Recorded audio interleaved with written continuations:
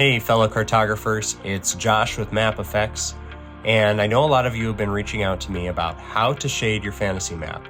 And I know a lot of times the process feels really overwhelming, you're not really sure what colors to pick, what brushes to use. So today I wanted to do a real simple video to walk you through a basic process that anybody can use regardless of your perceived artistic ability. Let's start mapping. So you have your fantasy map all drawn out. Maybe you've done it by hand or you've used the fantasy map builder like I have here. And the next step is to add a little bit of coloring and shading to just make it pop a little bit. So I'm going to be using this color here for the whole process. You can see the hex code there. So the first thing we want to do is come up to our layers panel, and you have your line art layer here, and I'm just going to create a new layer below that. And I'm going to click on this and change the blend mode to multiply. Then you can come into your brush panel, and in the Fantasy Map Builder I've included this gritty shader brush, and that's the main brush that you're going to be using for this whole process. So we can come over here and just adjust this a little bit. And all you want to do is come into these mountains and just paint color on one side.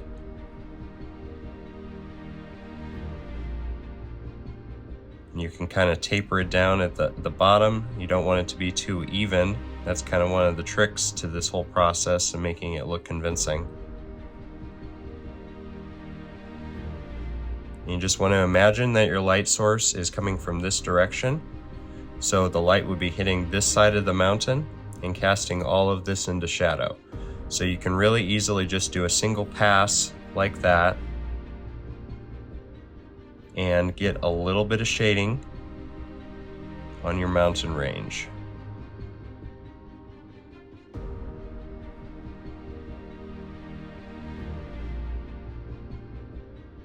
Just gonna do a few of these just to get an idea. And then you can also do the same process for the hills. And this really is a really easy method to do. Anybody can do this.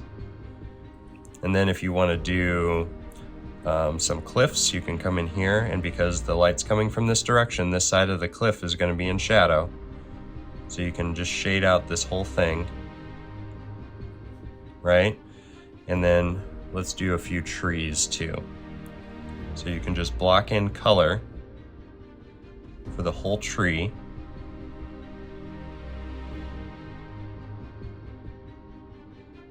And then, since again, the light's coming from this way, the tree is going to cast a shadow in this direction. So you can just go and put a little bit of that same color on the ground. Doesn't have to be pretty, just put it down on this right side of the tree.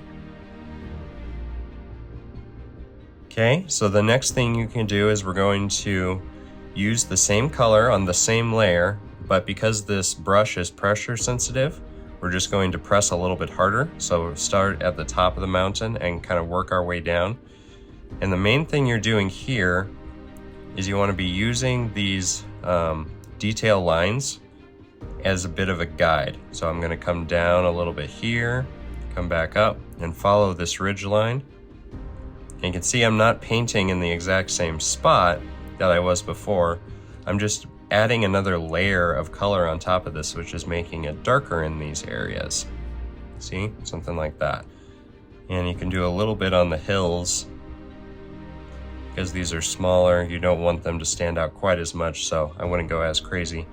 But then with the cliffs, we can add a little bit more shadow here because this cliff is overlapping this one. You can do that again here and there. And then you can also deepen the shadow right along the ridge. That's where it would be darkest. And if you want to, you can add a little bit of horizontal hatching or horizontal lines for the shading right there. Then for the trees, this is just really basic. All you want to do is just color the right side of the tree.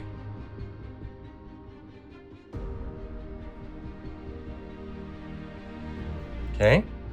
Now the next thing that we're going to do is we're going to come back up into our layer panel, create another layer above this one, but this time we're going to set it to add.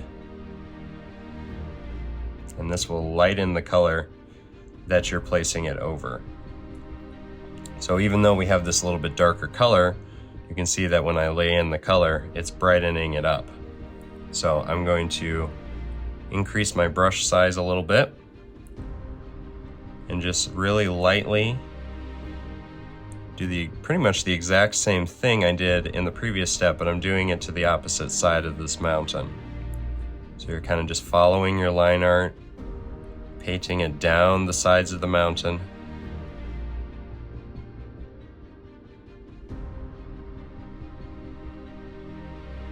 And you'll find this really doesn't have to be perfect. It's okay to be a little bit messy.